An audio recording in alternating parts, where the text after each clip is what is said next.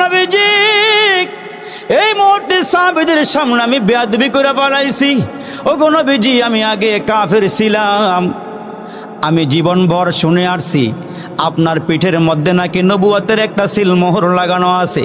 ওগো আল্লাহ নবী, আমি আপনার আখলাক দেখেছি, আমি আপনার চেহারা দেখেছি, আমি আপনার হাত দেখেছি, আমি আপনার পা দেখেছি। ওগো নবীজি আমি মুগ্ধ হয়ে গেছি। ওগো নবীজি আমার বড় ইচ্ছা ছিল, আমার বড় শখ ছিল, আমি আপনার পেছনে খতমে নবুয়তের সিলমোহরটা দেখব, কিন্তু কোন কায়দা মতে গো নবীজি আমি সিলমোহরটা দেখতে পারি নাই।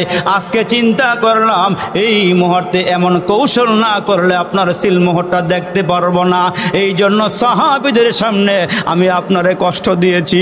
ওগো নবীজি আপনি আমারে মাফ করে দেন। হযরত উকাশা রাদিয়াল্লাহু তাআলা আনহু নবীর জড়াইয়া ধইরা চুমা খাওয়া শুরু করলেন। আমার নবী ডেকে ডেকে বললেন, সাহাবীরা রে, কেউ যদি জান্নাতি মানুষ দেখতে চাও তোমরা আমার উকাশারে দেখো।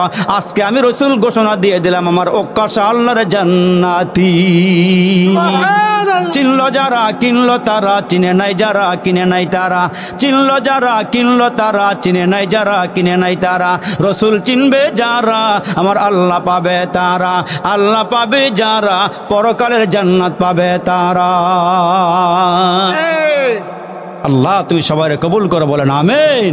আর একটু জোরে আওয়াজ করে বলেন আমিন।